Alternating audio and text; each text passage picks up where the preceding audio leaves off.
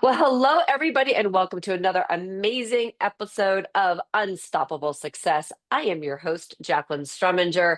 And on this podcast, we hear from amazing humans and how they have had unstoppable success, the good, the bad, and the ugly. And today, I have an amazing guest, Roy Collin. And let me tell you a little bit about Roy, because you are going to love his wisdom. He is a seasoned serial entrepreneur with an impressive track record of founding 20 companies across 5 countries.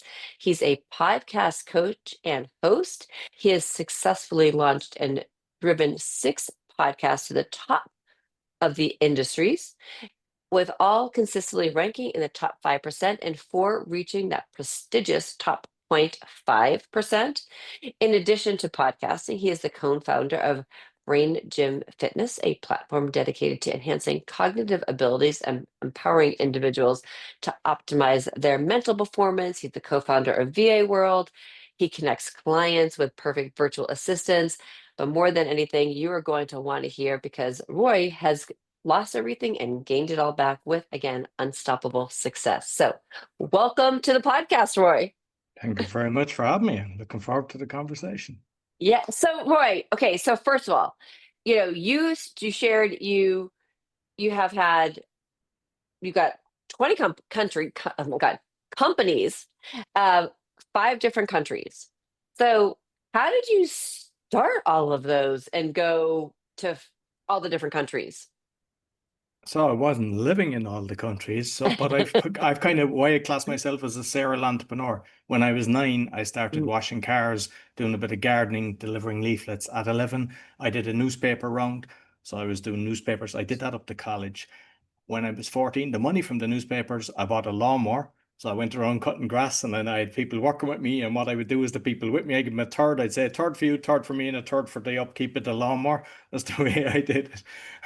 And when I was 18, I was into motorbikes. And then I kind of saw, ooh, I can spruce up a motorbike. I'd buy a motorbike, maybe paint it, fix it up a bit, sell it a few days later, and make a couple of $100. And I was doing that for a while as well. And then I studied construction economics and management, worked for a mechanical contractor. They're the biggest mechanical contractor now. They were the second at the time. I kind of worked my way up to contracts manager. I was running a lot of jobs, multi-million pound jobs, and done very well.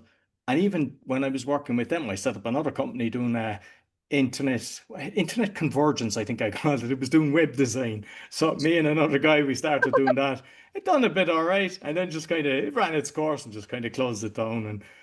And then I went to another company and became a regional manager, a mechanical and electrical contractor. And during that time, then I started dating a Polish girl. And when I visited her parents, I said, "Oh, property's okay here. Property's cheap." So I started buying a few. And then I saw a potential. So I set up a company. I set up an Irish company, then I set up a Polish company it was really for Irish investors, but in the end I got English, American, and I built a kind of big company because I had 14 people on my books at one stage. I had a big commercial. I was building apartments. I built 30 apartments. I built houses, and I was managing over 200 properties, done loads of renovations. Because how it started off is people would say, okay, yeah, we're interested in the property. And then they say, yeah, but we need it renovated. Oh, I can do that. We need it fitted out in furniture. Oh, I can do that. And then we need it managed. Oh, I can do that. And it was never kind of planned. It just said, oh, this is good. And then it was kind of organizing insurance and everything. So there was a lot of kind of knock on different things that I was doing. And it was going well. I had syndicates for all the different things, for the commercial, for the buildings that I was doing. And I was like the small boy. I had 3 properties in Ireland at that stage. So I was worth maybe 1 million at that stage.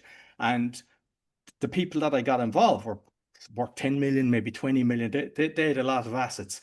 And everything was going well. Then the crash happened, and it took a while to come across. Then they got in trouble. And I just assumed they would come right, or they'd get themselves sorted.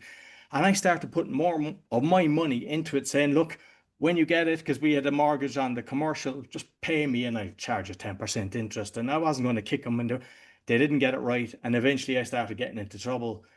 And I asked the bank, hey, can I have interest only? And they said, no, the minute I missed a payment in Poland, they came in sending the bailiffs. In Ireland, I had interest only, and they were all cash positive. And the banks during this time decided to charge interest and repayments. And I said, hey, I can't do this. It's going from making about $500 per property to, minus 1,000 per property. And they didn't care. So everything kind of came tumbling down. And usually with a limited liability company, you'd kind of go, yeah, lessons learned. Let's kind of get back up and go. But I was the president of a lot of companies. And instead of making about 5 million, that's where I was kind of going with all the different things. Because on paper, with the developments I was doing, I had a lot of properties with shares in it. And because I was the president, I was personally liable. So everyone else just kind of, they were dealing with their own problems, left me on my own. And through that, then I had about 100 court cases, personally liable for Oh, like 5 million is the debt that I had on the thing. And yeah. So I had to go through that and then kind of saw so much corruption, bailiffs working with valuers, um, oh, yeah, bailiffs bribing people like in the housing project when that was for sale, they had their own cronies. They bribed people in the room so they wouldn't bid on the project. I didn't go in, I was advised not to. I got good advice, not from solicitors or accountant, but from an entrepreneur who came and asked about one of the projects. And usually, when you're going through kind of loss, you kind of don't even want to talk to people. But that's not my character. So I said, yeah, come in, met him, came to my premises, had a coffee, and I was showing him all the drawings. And he gave me tips on how to protect myself. And through that, then, but with all the court cases, I saw the corruption in the courts as well. Everything they were doing, it was like this is wrong. The city, how the city operated. So that kind of built up my strength. It was a hard time, obviously, to go through. I lost my all my houses in Ireland, including my personal belongings. They just locked up the door, and yeah, and I went to a high court in Ireland. I had 8 cases there, fighting for one of the things, and I just saw so much corruption there as well. I was like, what's going on? So I'll give an example. In Ireland, there was one of the people I was listening. So it's not like you just have a plaintiff defendant with their solicitors, and it was like you have one judge and you could have 150 people there. They were mainly barristers who were the high-end attorneys, and most people didn't even turn up. I was representing myself because I'd lost everything at that stage. But there was one case I was listening to, and they said we got KPMG to investigate the interest rates. We were overcharged €15,000. And the judge said, when was that? 2 years ago. He said, you should have took it up with them then. Banged, rule in favor of the bank plus interest plus penalties. Every single case was like that. And the way that it's done is there's an affidavit, which is a sworn statement. I didn't even know what an affidavit was. I had to ask somebody, what's an affidavit? So they made this sworn statement about a property that I had. And basically how the market went. This property was worth €400,000, and then it dropped to €125,000. I mean, that shouldn't happen. That's just the way right. they stopped lending. They would throw money. If you had a pulse, you got a mortgage. And then they just, even if you'd And I just, 50%, right. if you'd 50%, I knew people in Poland, they had 50% payment, they couldn't get a mortgage. So it just shows they turned off the tap. So on this property, eventually it kind of came up as I was still trying to fight through it. I was getting money coming in from different things. I was trying to, before they actually took it off me. And what I said is, I had an offer of 200,000 on a 220 mortgage. And I said full and final settlement, and they refused. And they sold it for less. And then they came after me for the excess. Yeah. They sold it for 165. And My gosh. yeah. So through that, then I created my affidavit. And what I had on it was one, there's a billionaire, Dennis O'Brien. He got a 300 million write off from the same bank. I said, you give him a write off and he doesn't need it. He's a billionaire. And he wouldn't give it to me. I had where the bank were fraudulent. They were on telly. There was somebody done a documentary where they were doing insurance fraud. I put that into my affidavit and a load of other things. And they could never respond to my affidavit. So each time, a different judge, they're just getting your file. They're just looking at it for like a minute, 2 minutes. And your life is on the line based on this, that you're personally liable for a lot of money. And usually, there was some nice, maybe 2 of the 8 were nice. But a lot of times they were attacking me and the barristers were nasty. And I don't know, something would come into me and I just say something and they go, all right, so let's come back. And it's a different judge. And the seventh guy, he said, what's going on here? Why haven't you responded to his affidavit? Because legally they're supposed to, because that's my sworn statement. And they're supposed to say, hey, he's wrong, and they couldn't because I Right. was 100% right. And he said, I'm awarding him €1,400 travel expenses, and you better respond within 3 weeks or there'll be serious consequences. So I went away happy out, came back thinking, I'm going to win this, is going to be grand. Right. Different judge. And like you started off, I don't know, it was at 9:30 or something like that in the morning. And same thing, a room full of people. If I don't turn up, they just rule against me. So I have to be there. And the judge starts and he goes, "Oh, this is going to take longer. We'll do it at the after lunch." So I still have to stay there. Then after lunch, he starts about 15 minutes. He goes, "No, it's taking too long. We'll wait till later." So it was nearly 6 o'clock that he'd done my case.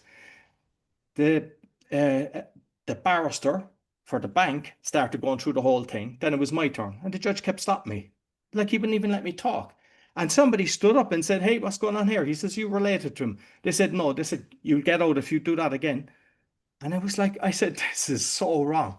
And in the end, he just ruled in favor of the banks, but then he went to go for interest and penalties. And I said, "Hey, I'm fighting this for 2 years or whatever it was at the time, year and a half, I can't remember." And I said, "They've never responded to my affidavit." And he says, "Fair enough." So he actually ruled no interest, no penalties. It was the only win that I have seen in the whole 8 times I was. And I mean, there could be 100 cases when I'm there listening.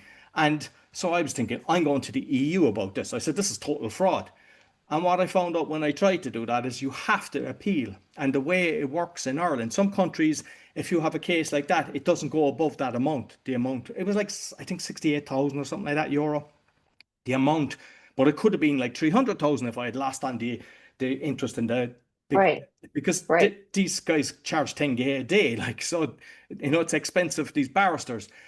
And what happens, they said I have to apply, appeal, but what it does is it opens it back up. So not only, so it would be 68 plus all of the other one, plus the new one. And I said, I'm fighting corruption. So you could be like 68 versus Right. 500,000. And I just said, no.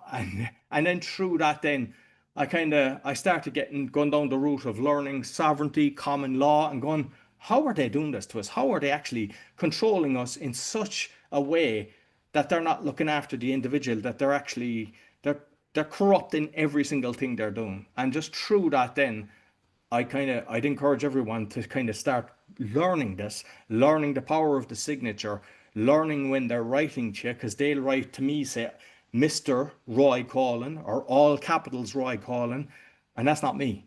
That's a corporate entity. So when you figure that out, they can't prove that you're a living soul. And it might sound stupid, but because I know everyone is going through this kind of thing internationally. I've seen it everywhere, the way that they do these things. Look at letters that you're getting from them. And are they writing to you like a normal person? And it's usually Mr. or all capitals, and that's a corporate entity. And you just figure out that and then try to learn how to write to them and different things. I cover that in one of my podcasts. I get a person on once a month at least. And I'm just different ways of, like, even with GDPR, and I'm sure in the States what ways them, but in Europe, GDPR is like data protection. So even if they're passing your information on to the bailiff, not allowed, data protection. And it's like when you know these things, they just back off. And I've used that because I've had so many cases. They had, like, I mean, I'd had my accounts emptied and everything. So once I started learning this, at one stage, went to a barrister, I started using that. They're just gone, disappeared. Another time, a court again, they tried to get me to come in for something else. Use that. I never heard again. I thought, detectives, I've had cases where I had a criminal case against me for a building that we had. It was a tenement building. And when we run out of money, we couldn't pay for the water and stuff like that. Tenants weren't paying. So the water company turned it off, and they claimed that I'd done it intentionally. Sure, I would never do that. And they tried to give me 3 years in jail from that. Yeah, and I won that as well. But it's like when you go through these things, they just attack you from every direction. And you just have to learn, you have to learn their rules because they're playing games. You're nothing to them. And you think a solicitor will actually have your back and understand everything, or even accountants. Every time I've done something, it was actually my own knowledge and trying to understand things. Even if I had to have somebody with me for the criminal case because that was like scaring me. It was like, what's going Right. on here? And the reason I won was I was passing information or just whispering to the my solicitor saying, "Hey, say this, say that." And I catch him out in lies and ended up winning. But a lot of people, when they're in court or whatever, they're just Same with an accountant. They just pass it over, like give their bucket of receipts to the accountant thinking he is your best interest. Same in court. Just you have to look after your own business. You have to look after everything. Roy, this is actually really interesting. So, you've been through a lot, right? Like, I mean, that's like that, like all that you've gone through, you know, all the court cases, but it's a huge life lesson. And listeners, I think this is something that I really want to make sure that everybody understands. And I'm going to share that something happened the other day with me in one of the businesses that I have, that this really came true and really important. You have to really educate yourself, and you have to be your best advocate. And if you're going to be unstoppable, you have to get the knowledge. Like, you have, as you said, shared, like, you are passing information to the solicitor. Don't just be a bystander. You have to be there fighting. And it's the same again, also, like in medicine. Like, if you go to the doctor, don't just take their word for it. You have to fight for yourself. If somebody says to you, you can't get you know a doctor appointment for 6 months, fight it. Like, there are ways you can get in. Trust me, I know. Or don't just don't just take the answer. You have to educate yourself, because just because they may have a title doesn't mean they're right. Absolutely. And like a So, lot of people put too much trust in the white coats, and what you need to do yeah, is find alternatives because they block all the alternatives. And you start looking at how I can do this. And even if you get a diagnosis, go to a different one, go to a naturopath or something like that. Just get alternatives. There's some that can check your eyes and see what's going on. And a lot of the times it's something natural instead of cutting parts of your body out. Because once you do yeah, that, it's hard to go back. right. It's so true. So Roy, you're at this point, right? And you're having all this stuff at you. Like, how have you, and what are the steps that you had to take to come back? Well, one of the things I suppose is during it, because a lot of people they they kind of think of the lack or the stress from the situation. Like at the time when I was going through this, like banks or credit card companies or stuff like that, when things were bad, like they're ringing you daily, abusing you. And like when you're out of money, like that's not good for your health when they're doing that. I mean, I don't know, are they still alone doing do that, but I'd say they are, because I mean they have one floor that's thrown out the money, the next floor to be as soon as you miss a payment there, and then they have somebody that's just, oh, they passed it to the debt level, and they're just, abusing you. So the one thing is, stop thinking of lack. Stop thinking of what you've missed and what's gone. You're not going to help yourself with doing that. So it's like I started, I came across a thing called the 6 phase meditation, and it was a guided meditation. And then I kind of created it myself. And it was one is gratitude. And it's like, what are you grateful for? Like I was grateful I still had a roof over my head. I was able to put food in my, I was getting a cuddle for my child. And that was important to me, to that you're looking at the positive instead of the negative. And the other one was the act of forgiveness, because with so much of the things that I had, there was anger there. Like you're just kind of annoyed with society. You're annoyed with the people that because they didn't pay, hey, you could have got along for another few months and maybe everything came together.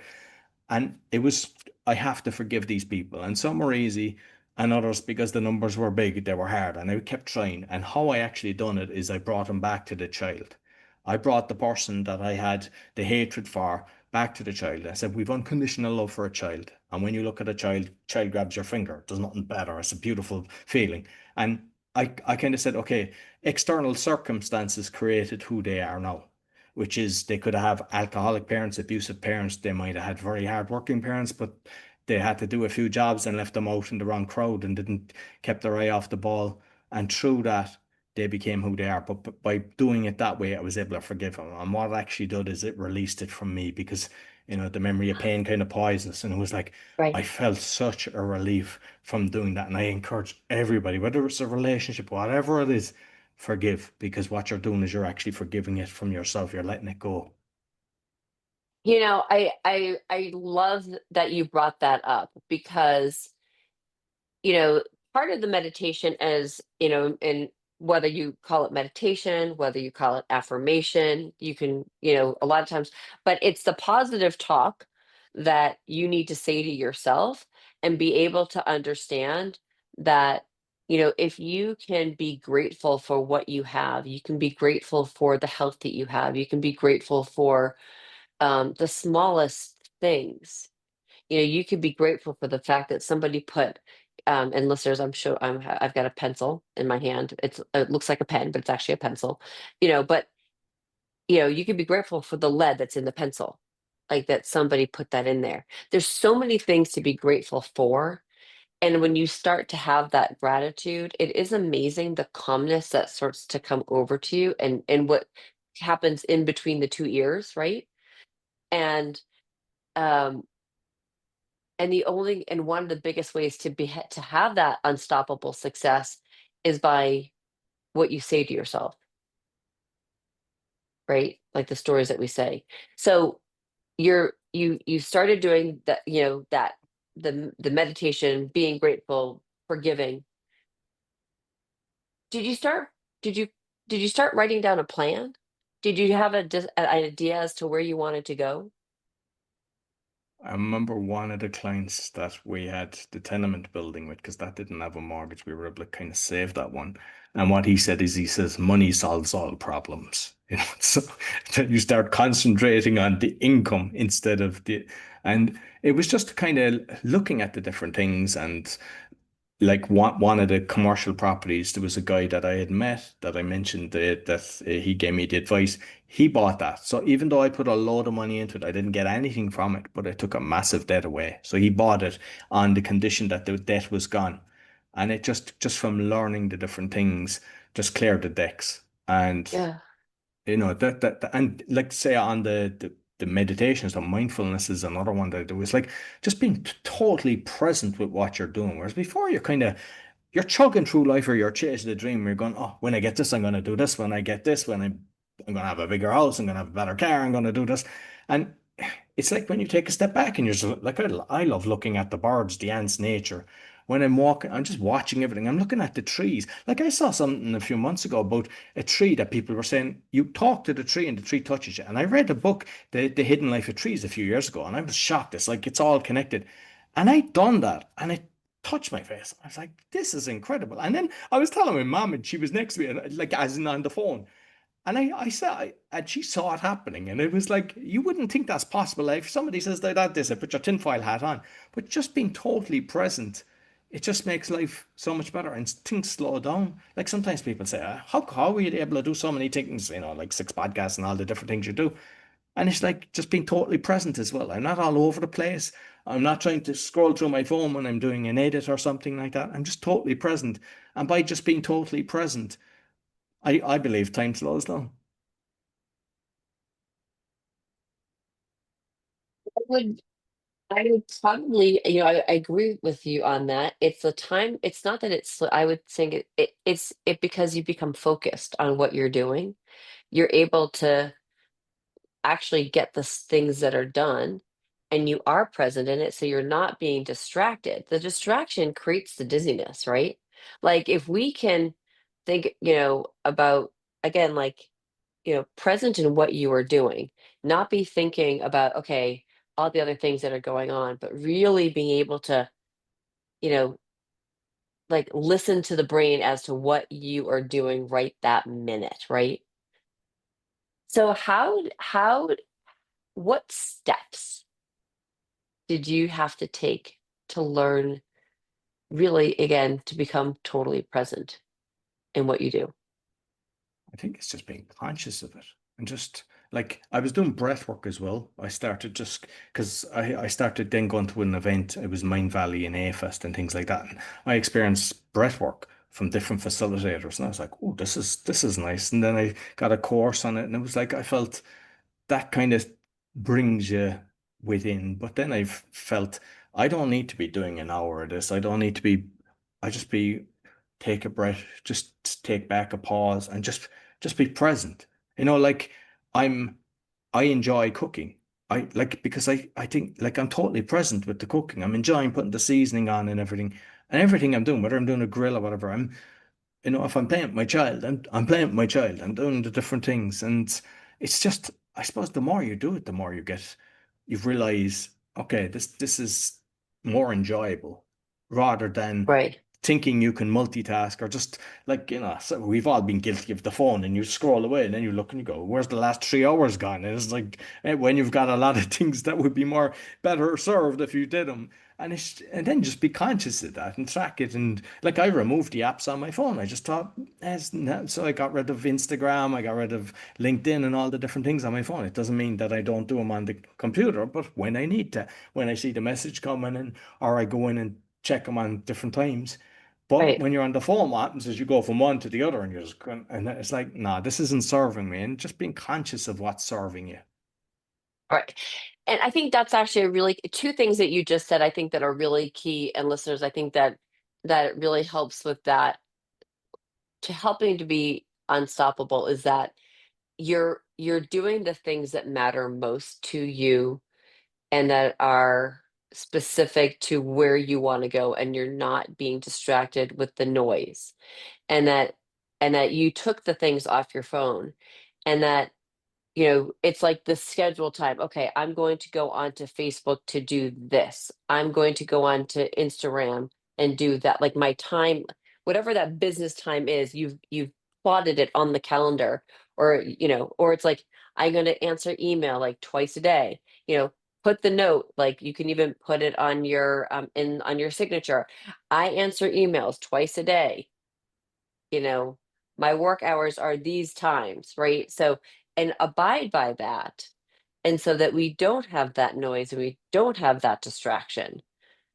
I think it's great. I think it's brilliant, just not, and I'll share one of the things that I love to do. And I did this the other day is that I had to go onto Facebook.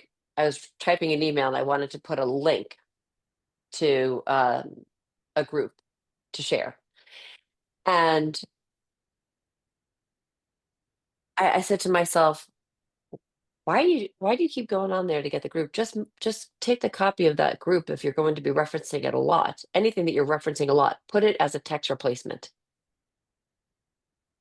right? Like, so find those things. If you are doing that repetitive task or you're sharing something, find a way that you can either have a cheat sheet or something so you're not going onto that social media when you're not in your time slot so you don't get Yeah. distracted, right? No, I have a Word document with all my X and everything. So when it's needed, that's what I do. Just copy and Yeah. paste the different relevant ones and I mix. Because what happens is you go in to do, say, the group. Oh, I must copy the group of this. You go in, and before you know it, oh, there's a message. And then you're gone. You're like scrolling, you see a reel, and you're like, oh, this is. But one of the things, actually, because you were asking about kind of different ways to overcome, is you can't have two emotions at once. So when people are feeling depressed, anxious, stressed, find what actually makes you smile and what cheers you up. Whether it's dancing, put on the music, the songs you like, and dance away on your own. Don't care. I Just love do it. that. Get a book if you enjoy reading. Like the amount of times I'd say to somebody, say, I love reading, but I don't have time. I just say, okay, you're to do it now. I'd encourage them to. And then you talk to them a few days later and they actually listen to you. And you can see them, their energy levels are up and everything. And it's like we tend to just put our joy to the end of all these tasks and everything. I make sure I read every day. I love reading. I make sure that's part of my day. So find what you love, whether it's art or something like that. And like I like with one of the podcasts I do, I'm exposing fraud and corruption. And sometimes I'm going down dark ways that I don't want to, but I need to kind of expose this stuff. And what I do is I look at comedies and stuff like that. That's my escapism. And it's like I make sure that I've stuff that I'm present when I'm researching it and getting it so I can tap in with the emotion. But then I'm able to tap away. Whereas I know some people they can't and they actually they end up kind of stopping, whether it's podcasting or whatever, because it gets too dark for them. And it's like, don't do that. If you see something that's doing that, you step away from it. Don't let something control you. You have to be in control. So when you have emotion, just step away and go, all right, I'm going for a walk in nature. Do something that you enjoy. And by doing that, you've just switched it. It doesn't say, oh, tomorrow will be a better day. Sometimes people say, I'm having a day. This is just one of them days. You're already conditioning yourself to accept that that's the way the day is going to be. Instead of going, all right, I'm going to change this, have a nice cup of coffee or tea, whatever you like, and just step back and just do a few things that make you feel better. And before you know it, your day has changed. Yeah, I love that. So that's such a great thing. Get out into nature, do the thing it is. Like if you start to feel that emotion coming over, that's not fueling you, walk away. Find a way, find the joy. We do need to find the joy. I love that is so listeners find the things and do the things that give you joy and put a smile on your face. Because it does changes your whole affect and it changes your mood and it changes your energy. It changes how people look at you and people, I always say your vibe attracts your tribe. So what you're attracting, I absolutely love that. And something, and I know this is part of one of your other businesses, and I think it actually kind of plays along with what we're talking about is that if there is something that you are doing or that's part of your daily task that does not bring you joy, that you can actually hand off to somebody else, you've got a virtual assistant. Yeah. And it, like say for the podcasting, the shorts, and what I'd kind of do is kind of reduce the steps. So sometimes people would say, "Oh, I'll send the video to be then created with the shorts." With all my shows, the way that I do it is I actually edit it myself, but I put in the show notes. And once I upload the YouTube video, I put it into a file, shared file. They know that it's there, and then they take it from there by using click grab. So there's none uploading, downloading, because if you forget, the whole process stops. Then they have access to the different Facebook groups and share it. And like the reason that I kind of created this, I did a recruitment at one stage when the Polish were coming to Ireland. I got a recruitment license and I was placing them in construction and different things, and it was good. It was working well. But then when I had to move to Poland, it was kind of, I couldn't run it from there. Yeah. But I've hired a load of people, so I kind of had that experience. And then I started when I was doing the podcast, I'd use like say Upwork or Fiverr, and you go through a lot of them and you'll be looking at reviews and you go, all right, I'll try. Yeah, this seems okay, and they start off great, and then it was like, And then, are they doing anything? And it was like that was annoying me. I was like, hey, or with Upwork they'd have the screenshots, so you go, oh, I see he's here, he's there, and then it's like, why are they on this page? Like say the Polish one all the time. What's going on here? And I'm convinced they have two computers and they're just having it set up so that it's just taking screenshots. And it was like that's what we're kind of doing is we're making sure that it's not just an hourly basis. I mean, you can do an hourly basis. And I listened to the previous podcast, the girl doing recruitment from the Philippines, and she just okay, finds people, which is grand. That some people want that, but others don't. Some people want a package. Okay, this is what you're doing. This is the price. So we know what we have to do. And we know that if we don't do that, you're not going to be around next month. And we want to make sure that you're not concentrating on what we're doing. We have a decent conversation at the start. We know exactly what it is. There might be a bit of tweaking. There's always a bit of tweaking, expectations and finding out exactly how we should do things. And then it just runs itself. And that's kind of the whole process of this company. And we can do anything, right, we're even websites and we're trying to kind of cater for everyone as well. Like we're now putting together things like say websites for $300 because you go to some people that charge you 10 grand to do a website. And I mean, there's different levels, obviously, if you want right, e-commerce, but like to have a nice website with a few pages, we're able to do that for you. And then we'll teach you how to edit it yourself and do it. So some companies, when you're dealing with them, they'll give you a price, but then they're going, oh, you want to change a picture, or you want to change text, and they're just abusing you, trying to get more money out of you. And we don't want to do that. We'd say, look, this is our rate if we're going to do these things. But if you want to do it, we're right. going to teach you how to edit it yourself. So then it's like if you Uh, feel, hey, this serves me, you just do it, here's what I want done, that's grand. And if you want to do it right. yourself, that's okay. So we're never out to catch people. So I'm doing it in a way that I like to be treated and make sure that our clients are looked after. I absolutely love that. So, listeners, if you haven't figured this out, a couple of things is that if you want to come back from the brink, you've got to actually be able to spend some time uh, with your mind and getting that in that right place. Because until you can do that, if you can't, in the way you speak to yourself, you have to be able to speak to yourself with grace and kindness. Know your gratitude, have mindfulness, be able to forgive, and then find the joy in what you do.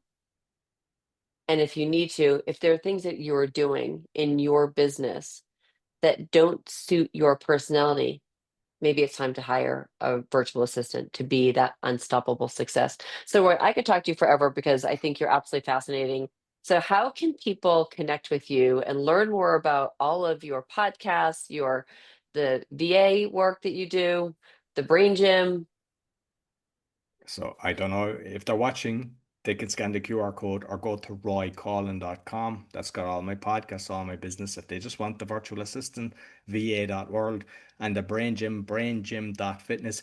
And soon, I'd say by next week, we're going to have a free book that's going to be just by subscribing to that. And it's good because he's just finished it. My business partner, Arnold Beck, is, and it's a fiction book, but it's done in a way that's actually, it's kind of like our conversation today. Make you think differently, think outside the box, be creative. And I think more people need to start doing that instead of complying and trying to keep everyone happy without making yourself happy. You have to be Right. happy. That's the most important thing. That's That's perfect. I absolutely love it. So, listeners, do me the favor, go to roycollin.com, get all the stuff. If you're watching this on YouTube, obviously scan the QR code and get that, and it will actually have all of the links also in the show notes. But I need you to do me another favor besides going to roycollin.com. You need to click subscribe, and you also need to share this podcast with your friends, your family, your business associates, and your colleagues, because this is information that I know they need to hear. I am Jacqueline Strominger, your host. This is Unstoppable Success. Thank you for listening. And thank you, Roy, for being an amazing guest. Thank you very much. I really enjoyed it.